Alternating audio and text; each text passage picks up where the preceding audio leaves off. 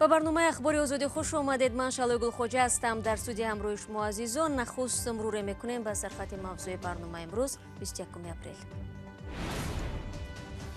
کартошкаи дандоншикан чаро дар моҳи апрел нархи ин сабзавот дар тоҷикистон 2 баробар баланд рафт. рамазон меояд. баъзе аз мусулмонон дар ин моҳи ҳамроҳ бо карантин аз худо мағфират талаб хоҳанд кард. در دوره سرایت بیماری که حالا شاهدش می باشیم باید زیاد نماز استغفار بخوانیم و آرام باشیم. ما نباید از مکان خود بیرون شویم. идомаи бозиҳои лигаи олӣ дар майдонҳои бетамошобин ва ё чӣ гуна коронавирус футболи тоҷикро ҷаҳонӣ намуд. Коронавирус не ама Европа французска ама уҷа футбол макамши Тоҷикистон футбол ҳаста сӯза. ба якборагӣ боло рафтани нархи картошка дар бозорҳо тӯли чандрӯзи ахир ба мавзӯи баҳсу нигаронии сокинони Тоҷикистон табдил ёфтааст. Нархҳои нави ба истилоҳ нони дуввум ҳатто дар бархе аз гӯшаҳои кишвар эътирози мардумро ба бор овард. ҳоло дар бозорҳои Тоҷикистон бахусус картошкаи мавсими имсола осмонӣ шудааст. Барод Юсуфӣ мегӯяд барои тағйири вазъият ва зери назорат гирифтани нарх мақомот картошкаро аз захираҳои давлатӣ ба фурӯш бароварданд. мақомоти ҳукумати Тоҷикистон барои танзим ва поин овардани нархи маҳсулоти ниёзи аввалия ба хусус картошка аз ҳисоби захираҳои давлатӣ як миқдор чунин маҳсулотро бо қиматҳои поинтар ворди бозорҳои бузурги Душанбе кардааст. ин иқдом қабл аз оғози моҳи шарифи Рамазон гирифта шуд. сокинон барои дарёфти маҳсулоти арзонтар дар назди дукону мошинҳои захираҳои давлатӣ навбатпоӣ мекунанд. қимат аслан агар мо бинем ин захираи ҳукумат ҳозир ки мо харидем ба нархи арзона аслан дар бозор қимат 8 сомай. И ба Рамазон ҳам туғри намегирад, ба ҳамин аввали имрӯза ҳичи баробар нест. рӯзҳои ахир дар бархи бозорҳои минтақаҳо ба якбора то ҳудуди 15 сомонӣ боло рафтани қимати 1 кило картошкаи ҳосили нав мардумро нигарон карда буд. ҳатто дар бархи бозорҳои шимоли кишвар миёни харидорон барои навбат дар хариди картошка ҷанҷолу кашмакашиҳо рух додааст. дар бозорҳои пойтахт низ болоравӣ ба якбораи қимати картошка ба назар мерасид, аммо таи 2 рӯзи ахир то ҳадде пеши роҳи болоравӣ нархи картошка гирифта шуд. сабаби қимат данш камай маҳсулот камай амисо навга ки навдором мисал 100 кило 200 кило медорад мақсад бисёр намедорад. ҳоло дар бозорҳои Душанбе қимати 1 кило картошкаи ҳосили соли гузашта ба 7.5-8 сомонӣ ва картошкаи ҳосили нав ба 10 сомонӣ баробар аст. тақрибан чанд ҳафта пеш 1 кило картошка дар бозорҳои Душанбе ҳудуди 4 сомонӣ буд. тоҷирон мегӯянд дар ҳамин рӯзҳои соли гузашта 1 кило картошка ҳудуди 3 сомонӣ қимат дошт. соли гузашта то 3 кило дара ҳамун картошкое ки ай Покистон ворид мешид, ай бо ҳамин маҳсчо 100% дастрас мешид, 100% медоромад. ҳамин имсол айсоби нами карантин, айсоби рай нами гранисон маҳкам ай тарафи Покистон ай вайо ай уҷо наомадест, фақат ай российский вози ам ворид шидест, бо ай хидмонам аст шукрона худо на панҷакен. як сабаби дигари гароншавии нархи картошкаро кишоварзон марбут ба ҳавои сарду бориши барф дар моҳи апрел медонанд ки бардоштани ҳосили навро тақрибан то 15-20 рӯз ба таъхир андохтааст. болоравии бесобиқаи қимати картошка дар Тоҷикистон дар ҳолест ки як рӯзро рӯзи иди картошка эълон карданд ва дар он рӯз молу маҳсулот бо қиматҳои поин ба мардум пешниҳод мешавад. ҳамчунин тасмим гирифта шудааст ки масоҳати кишти ин зироати ба истилоҳ нони дуввум тавсея дода шавад. дар Тоҷикистон моҳи Рамазон 24 апрел оғоз мешавад. дар баъзе кишварҳои дигар ин моҳ як рӯз пештар шурӯъ мегардад. бисёре аз мусулмонон мегӯянд барои аввалин бор дар тӯли зиндагиашон бо Рамазони дар шароити карантин рӯбарӯ шуданд. мақомоти тоҷик бо ҳадафи пешгирӣ аз сирояти коронавирус намозҳои 5 вақтаву ҷумъа ва таровеҳро дар масҷидҳо манъ карданд. аксари кишварҳои олам ҳамин гуна маҳдудиятҳоро қабул намуданд. вале ба гуфтаи Абдулло Ашуров дар баъзе аз давлатҳои дигар анҷоми бархе рукнҳоро иҷозат доданд.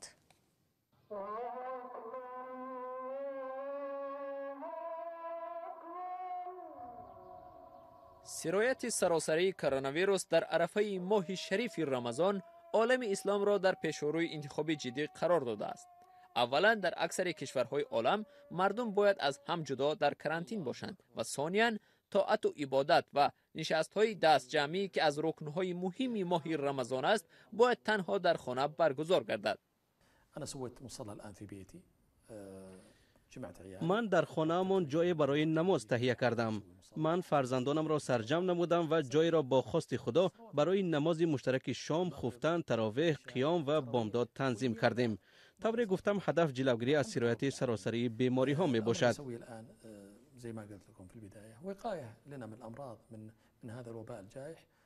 ماه رمضان در کشورهای اسلامی روزهای 23 و 24 اپریل آغاز می یابد. این ماه است که مردم جمع شده طاعت و عبادت و خیر می کنند. اما امسال تخمیناً 1 میلیارد و 800 میلیون مسلمان عالم ماه شریف را در شرایط وضع فوق‌العاده، مسجدهای بسته و رژیم گوشه‌نشینی سپری خواهند کرد. در اردن طاعت و عبادت محدود اجازت داده می شود. ماه شریف رمضان بعد چند روز آغاز می یابد. در دوام این ماه نماز تراویح باید در خانه خوانده شود. مسجدها برای تراویح باز نمی شوند. در تاجیکستان هم مسجدها بسته و پیشوایان اسلامی به مسلمانان مشورت دادند که طاعت و عبادت را در خانه ادا نمایند. بازارهای شهری قاهره مصر که شبانه روزی کار می‌کردند حالا در شرایط قیود شبگردی مربوط با سرایت کرونا ویروس فقط روزانه باز هستند. در اندونزیا فروش غذا محدود شده است. تاجران میگویند ما باید آرامی را از دست ندهیم و از خدا مغفرت طلبیم. در دوره سرایت بیماری که حالا شاهدش می باشیم باید زیاد نماز استغفار بخوانیم و آرام باشیم. ما نباید از مکان خود بیرون شویم. اکثر شارحان پیش بینی میکنند که چنین وضع شدید تا آخر ماه رمضان تغییر نخواهد یافت. ساکنان دو دهه جبور رسولов هممرز با قرقیزستان برای احتیاط از کرونا ویروس پوزگاه مردمی براه ماندند. در روز به این طرف در این منطقه عبور و مرور مسافران و ماشین ها نظارت شده. ساکنان از وسایل بهداری کار میگیرند.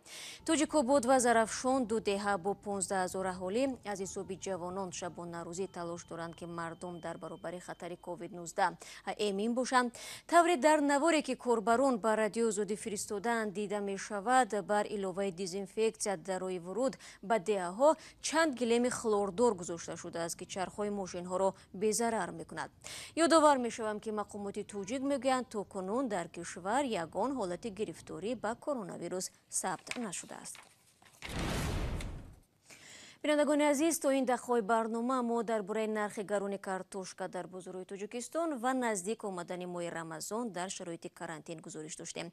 بعد یک آگاهی مطالب دیگری مربوط به تاجیکستان را تقدیمتان خواهیم کرد. با ما بمانید.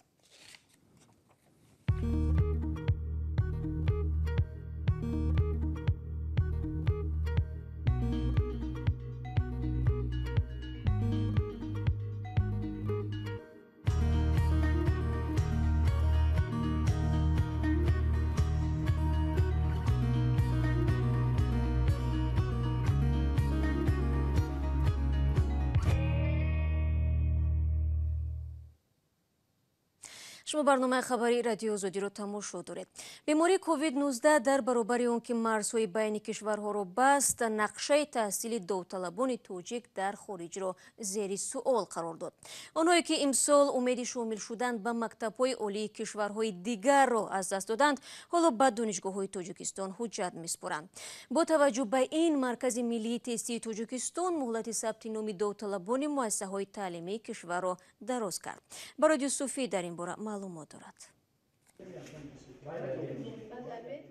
پاندمیای کرونا ویروس این بار نقشه داوطلبان تاجیکی را که می‌خواستند در خارج از کشور تحصیل کنند به هم زده است. اکنون مجبورند که مکاتب عالی و میانه مخصوص تاجیکستان را انتخاب و در امتحانات مرکز ملی تستی شرکت کنند. با نظر داشت این مشکل داوطلبان، مرکز ملی تستی ثبت نام و یا مهلت به قیدگیری داوطلبان به امتحانات مکتب‌های میانه مخصوص و عالی تاجیکستان را از 16 تا 30 اپریل تمدید کرد. در حقیقت یکی از مسائلی که با این تمدیدی مرحله اساسی به قیدگیری داخل دارد، این بواسطه مراجعتی اون شهروندانی است که قبلا تصمیم گرفته بودند که به مؤسسه‌های تعلیمی خارجی کشور داخل شوند، ولی بنابر وضعی به عمل آمده نتوانستند که ин орзуи худро амалӣ намоянд. дар баробари довталабони эҳтимолӣ ба мактабҳои олии хориҷӣ шумораи зиёди довталабон ба мактабҳои оливу миёнаи касбии тоҷикистон дар нуқтаҳои ба қайдгирӣ навбатпоӣ мекарданд. аксари ин гурӯҳи довталабон дар 45 рӯзи аввал натавонистанд ихтисосҳои эҳтимолии ояндаи худро интихоб карда ва сабти ном шаванд. роҳи моро бастам ва мо хостам ки дар ҷумҳурии худамон таҳсил кунам ва оянда иншоалло ки ва ё ки ҳуш шудам бо дар давлати дигар мехоҳам таҳсил намоям. соли ҷорӣ нақшаи қабули довталабон ба мактабҳои оливу миёнаи касбии тоҷикистон каме бештар аз 80 000 нафар муқаррар шудааст. то рӯзи 14 апрел 87 000 нафар дар маркази миллии тестӣ ба сифати довталаб сабти ном шудаанд. ҳоло ихтисосҳои серхаридор гурӯҳи ихтисосҳои тиб, биология, варзиш, филология, педагогика ва санъат ба шумор меравад ки ба ин гурӯҳи ихтисосҳо аз ҳудуди 13 то 40% бештар аз нақша ҳуҷҷат споридаанд. шумораи довталабоне ки ба гурӯҳи ихтисосҳои табиӣ ва техникӣ, иқтисод ва ҷуғрофия сабти ном шудааст, баробар ба ҳудуди 80% нақша аст. дар тоҷикистон мусобиқаи қаҳрамонии футболи миёни дастаҳои занона оғоз ёфт. мисли соли гузашта дар мавсими нав 10 даста барои унвони қаҳрамонӣ мубориза мебаранд. аммо бо як фарқият ки ин бозиҳо бидуни тамошобин баргузор мешаванд. зимнан тоҷикистон яке аз кишварҳои камшумори ҷаҳон аст ки дар он мусобиқаи футбол идома дорад. чунин вазъият таваҷҷӯҳи ҳаводорони футболро ки аз тамошои ин рақобат маҳрум мондаанд ба тоҷикистон ҷалб намудааст. чанд кишвари хориҷӣ бозиҳои тоҷикистонро тамошо мекунанд. нарзуллои латиф ва амриддин олимов гузориш медиҳанд.